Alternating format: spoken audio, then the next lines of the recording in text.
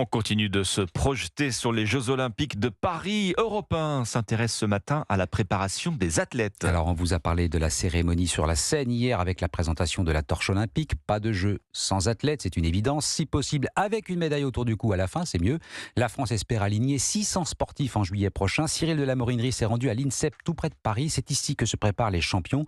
Il a rencontré une spécialiste mondiale du tir à l'arc. Lisa Barbelin espère bien se qualifier pour les Jeux. Reportage. Lisa Barbelin, debout, avec un arc de 20 kg, main gauche tirant sur la corde, l'œil droit dans le viseur, fixant la cible située à 70 mètres.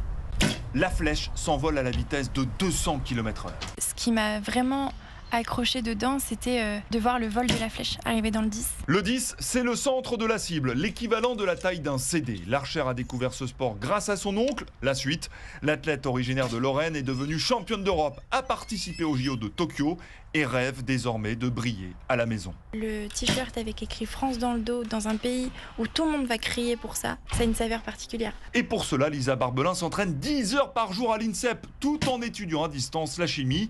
L'archère de 23 ans espère décrocher un billet pour les Jeux, d'autant que le site choisi pour le tir à l'arc, les Invalides, est grandiose. C'est magique en fait de se dire qu'on va pouvoir être au plein cœur de Paris pour faire ce qu'on aime le plus au monde.